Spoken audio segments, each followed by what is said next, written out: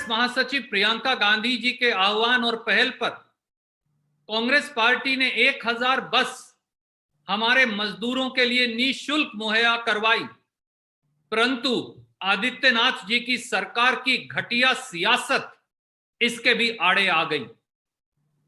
संवेदनहीनता का गंभीर और घोर संवेदनहीनता का प्रदर्शन करते हुए, मैं ये कहूंगा बड़े दुख से, घोर निर्दयता का प्रदर्शन करते हुए उन 1000 बसों के माध्यम से उत्तर प्रदेश के बॉर्डर से अपने अपने गांव और शहर तक उन श्रमिकों को ले जाने की इस केवट रूपी कांग्रेस की मुहिम में आदित्यनाथ सरकार जबरदस्ती घटिया सियासत कर रोड़े अटका रही है। ऐसा क्यों? और कुछ तथ्य मैं आपके समक्ष रखूंगा, क्योंकि हाथ कंगन को आरसी क्या जैसा कहा है। 16 मई 2020 को, और ये पत्र मैं आपको भेज रहा हूं, प्रियंका गांधी जी ने आदित्यनाथ जी को लिखा और ये कहा, एंड आई कोट, लाखों की संख्या में उत्तर प्रदेश के मजदूर देश के कोने कोने से पलायन कर वापस लौट रहे हैं। सरकार की घोषणाओं के बावजूद पैदल आ रहे इन मजदूरों को सुरक्षित उनके घर तक पहुंचने की कोई व्यवस्था नहीं हो पाई है। प्रदेश में अब तक करीब 65 मजदूरों की अलग अलग सड़क दुर्घटनाओं में मौत हो चुकी है। पलायन करते हुए बेसहारा प्रवासी श्रमिकों के प्रति कांग्रेस पार्टी अपनी जिम्मेदारी निभाते हुए 500 बसें गाजीपुर बॉर्डर गाजियाबाद और 500 बसें नोएडा बॉर्डर से चलाना चाहती है। अनुमति दी जाए। ये पत्र प्रियंका गांधी जी ने 16 मई को लिखा। 48 घंटे तक आदित्यनाथ जी ने मौन धारण करे रखा, एक शब्द नहीं बोला। 48 घंटे के बाद 18 मई को एक पत्र लिख दिया उनके एक सचिव ने, अपर मुख्य सचिव ने, और कहा कि मजदूरों के संदर्भ में हम आपके प्रस्ताव को स्वीकार करते हैं। आप ड्राइवरों की लिस्ट, उनके फोन नंबर और ड्राइविंग लाइसेंस दीजिए। प्रियंका जी ने और कांग्रेस पार्टी ने आगे बढ़कर इसका स्वागत किया और 18 मई उसी दिन घंटों के अंदर हमने ईमेल के माध्यम से वो लिस्ट दी और बाकायदा पत्र लिखकर सूचित किया और कहा, एंड आई कोट अगेन, हम कल यानी 19 मई को बसों को दोबारा बॉर्डर पर चलने को तैयार कर देंगे। 1000 बसों से अधिक की सूची इस ईमेल के साथ अटैच की गई है। 1096 बसों की सूची हमने दी और कहा इनमें से कुछ चालकों का दोबारा वेरिफिकेशन कर उनकी सूची भी कुछ घंटों में आप तक पहुंचा देंगे। 18 मई को हम ये पत्र लिखते हैं, पूरा दिन निकल जाता है, कोई जवाब आदित्यनाथ जी का आता नहीं। रात को 11:40 पर, साथियों समय देखिए, मंशा देखिए, दुर्भावना देखिए, निर्दयता देखिए, राजनीतिकरण देखिए, पक्षपात देखिए, संवेदनहीनता देखिए।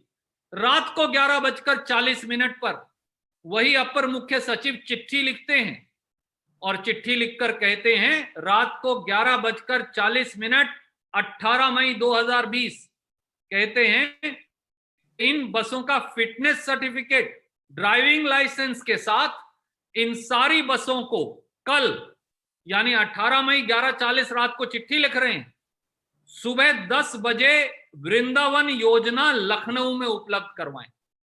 आप मुझे बताइए, रात को 11 बजे 18 मई को पत्र लिखकर कह रहे हैं ये सारी बसें फिटनेस सर्टिफिकेट, ड्राइविंग लाइसेंस के साथ सुबह 10 बजे लखनऊ में उपलब्ध करवाइए। यह है संवेदनहीनता और राजनीतिकरण और घटिया राजनीति की सोच। हम 2 घंटे के अंदर उनको वापस पत्र लिखते हैं। 18 मई को 11:40 रात पे ये पत्र आता है।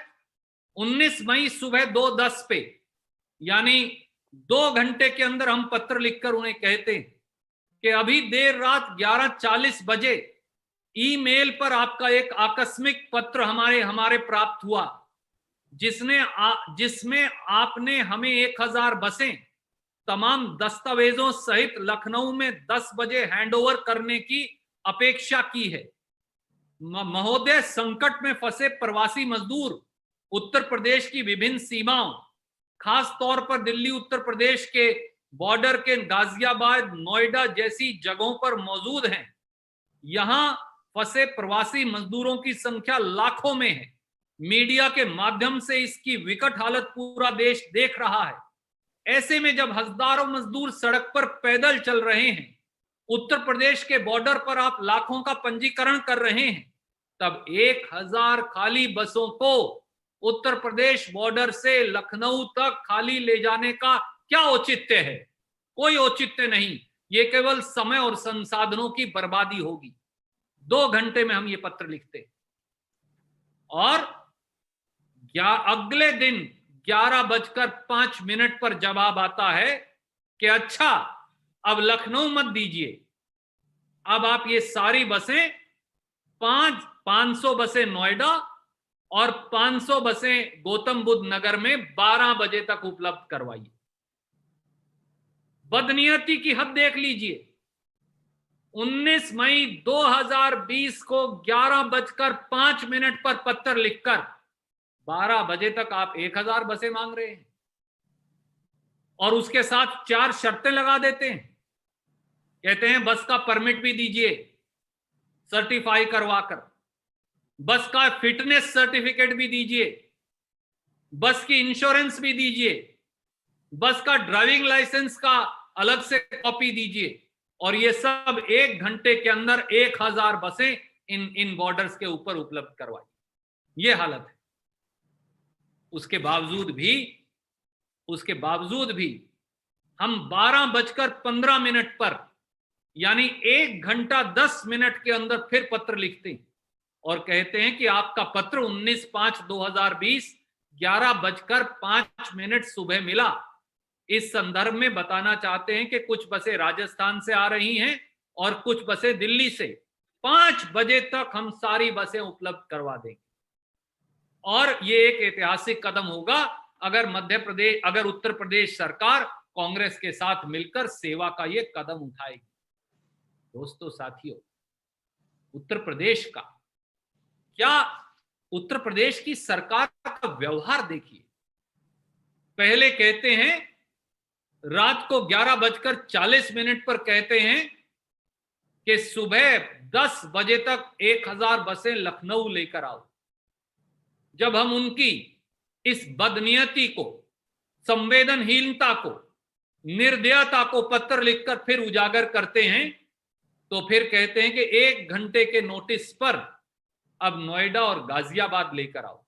जब हम नोएडा और गाजियाबाद लेकर गए तो उस समय बोले लखनऊ लेकर आओ। अब कहते हैं कि नोएडा गाजियाबाद लेकर आओ।